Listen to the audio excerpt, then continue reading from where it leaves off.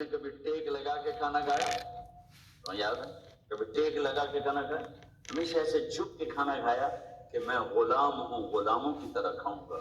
ایک دفعہ تو نے چھوٹے سے اس پر ٹیبل پہ رکھ دیا تھا اور کہا یا رسول اللہ آپ ذرا آرام سے کھا لیں، تو آپ نے کھانا اٹھا کے زمین پہ رکھ کے کہا تھا حفظہ میں غلام ہوں، میں غلاموں کی طرح کھانا کھاؤں گا۔ اب تجھے وہ بھی یاد ہوگا تیرے گھر میں میرے نبی کا بستر کیا تھا بتا؟ کہ یہ ایک ٹاٹ تھا، ٹاٹ جو دن میں پھیلا دیتی تھی، رات کو دوہرا کر دیتی۔ کہ اچھا وہ رات یاد ہے جب تو نے اسی ٹاٹ کی ایک کی بجائے 2 تہ لگائی تھی اور صبح اللہ کے نبی نے پوچھا تھا حفصہ میرا بستر تبدیل کر دیا؟ کہ نہیں یا رسول اللہ وہی ہے، میں نے ایک کی 2 تہ لگا دی تاکہ آپ کے لیے تھوڑا نرم ہو جائے۔ کہ نہیں حفصہ اس سے جیسا پہلے تھا ویسا ہی کر دو، میں رات کو اٹھ کے اللہ سے باتیں کرتا ہوں، اس کی نرمی نے مجھے اٹھنے میں ذرا رکاوٹ پیدا کی۔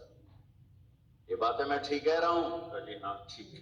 کہ تم مجھے کہنے آئی ہو کہ میں راستہ بدل لوں؟ حفصہ جنہوں نے تمہیں بھیجا ہے، عائشہ جنہوں نے تمہیں بھیجا ہے انہیں بتاؤ 3 دوست تھے، 3 مسافر تھے، ایک ان کی منزل تھی، ایک ان کی راہ تھی، ایک ان کی ڈگر تھی، اس پر ایک چلا اور چلتے چلتے چلتے اپنی منزل پہ پہنچا اللہ کے محبوب، پھر دوسرا چلا اور اسی ڈگر پہ چلا اور چلتے چلتے اپنی منزل پر پہنچا ابو بکر صدیق۔ اب تیسرا چل رہا ہے، اگر انہی کی راہ پہ چلے گا تو ان تک پہنچے گا، ادھر ادھر ہو گیا دھول بھٹک جائے گا۔ انہیں جا کے بتا دو کہ جس راہ پر میرے دونوں ساتھی چلے میں اسی پہ چلتا رہوں گا یہاں تک کہ میرا اللہ مجھے میرے ساتھیوں سے ملا دے۔ اللہ نے کیسے ملایا؟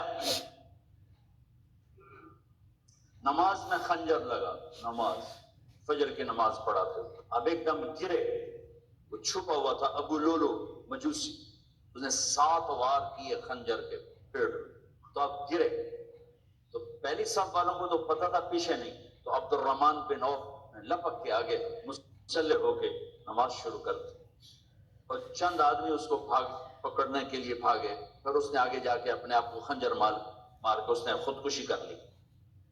اٹھا کر مکان پر لے گئے، دودھ پلایا گیا تو وہ آنکھوں سے باہر نکل گیا، کہنے لگے موت کا پیغام آ گیا ہے۔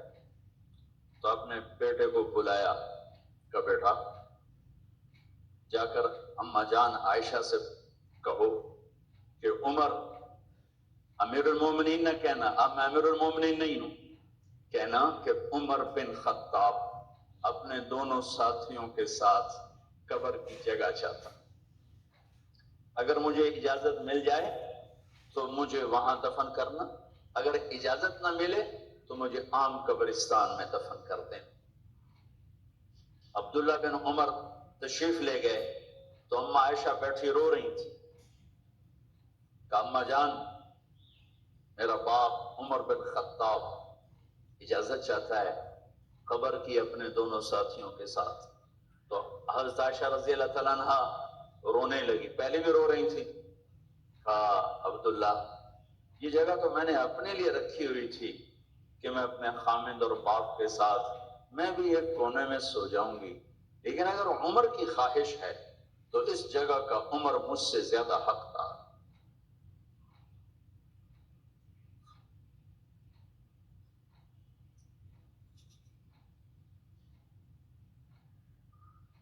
بیٹے نے آ کر کہا ابا جان مبارک ہو، اجازت ہو گئی۔ کہا بیٹا ہو گئی، لیکن جب میری میت اٹھاؤ تو دروازے پر جا کر رکھنا اور ایک دفعہ دوبارہ پوچھنا، ہو سکتا ہے میرے شرم میں اجازت دی ہو اور میرے مرنے کے بعد انکار فرما دیں، تو ایک دفعہ دوبارہ پوچھنا، اس وقت بھی اجازت ملے تو پھر لے جانا ورنہ واپس لے جانا۔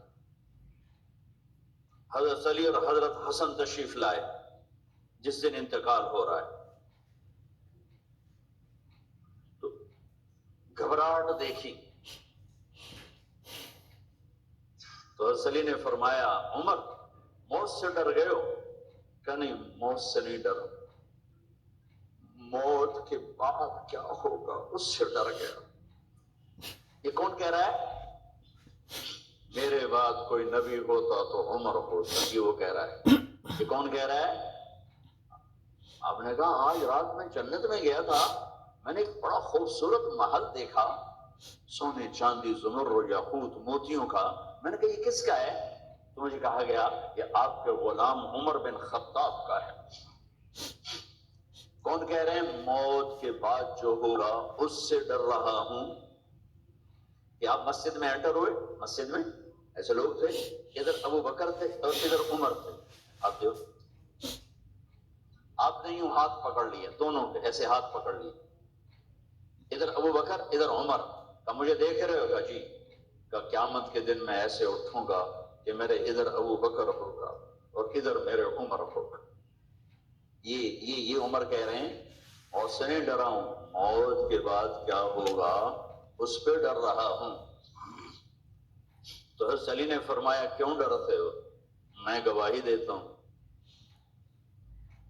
میں نے کئی دفعہ اللہ کے محبوب سے سنا کہ جنت کے بڑی عمر کے، ایک تو نا جنت کے نوجوانوں کے سردار، وہ تو حسن حسین، میں نے کتنی دفعہ سنا اللہ کے نبی سے کہ جنت میں بڑی عمر کے لوگوں کے سردار ہیں ابو بکر اور عمر۔ تو آپ نے کہا قیامت کے دن گواہی دو گے؟ آپ نے کہا، حضرت علی نے کہا میں بھی گواہی دوں گا، میرا بیٹا حسن بھی گواہی دے گا۔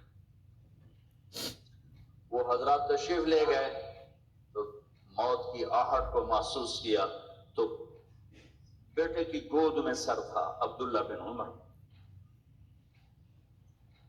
کا۔ بیٹا یہ زمین پہ لٹا، انہوں نے یہاں سے ہٹا کر یہاں سر رکھ دیا۔ وہ حق سنا نہیں کیا کہہ رہا ہوں؟ زمین پہ ڈال دیں۔ ان کا جی نہیں چاہ رہا تھا، کیا کہہ رہا ہوں؟ زمین پر ڈال دیں۔ انہیں آگے کر دے، وہ پیچھے اٹھ، اپنا چہرہ مٹی میں یوں رکھ دیا اور مٹی میں منہ ملنے لگے ایسے، اور کہہ رہا ہے ویل لک یا عمر ان لم یغفر لک عمر ان لم یغفر لک ربک، اے عمر اگر تیرے رب نے آج تجھے معاف نہ کی تو تو ہلاک ہو۔ ویل لک ولامک ویل لک ولک یا عمر ان لم یغفر لک ربک، عمر اگر آج تجھے اللہ نے معاف نہ کی تو تو ہلاک ہو۔ اتنے بڑے مقام والے 1,24,000 میں ایک آدمی ہے مراد، جسے مانگا گیا ایک آدمی، یا اللہ عمر دے دے میرے اسلام کی بلندی کے لیے۔ وہ کہہ رہے ہیں ویل لک یا عمر ان لم یغفر لک ربک،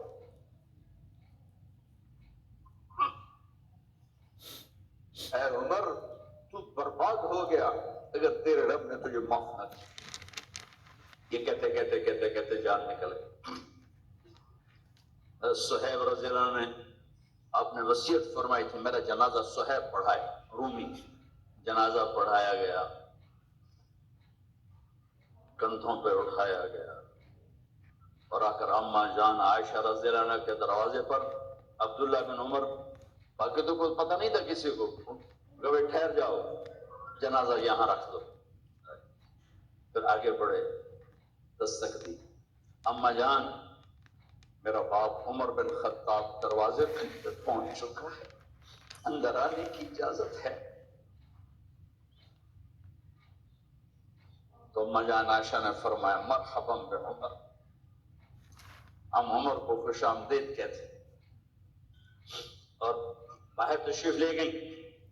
وہیں حجرہ مبارک میں قبر کھودی گئی تو عبداللہ بن عباس فرماتے ہیں کہ میرے کندھے پر کسی نے ہاتھ رکھا تو میں نے یوں پیچھے مڑ کے دیکھا تو جناب امام المتقین حضرت علی کھڑے ہوئے رو رہے تھے اور فرما رہے تھے عمر مجھے پتا تھا تیرے سوا یہاں کوئی نہیں آ سکتا،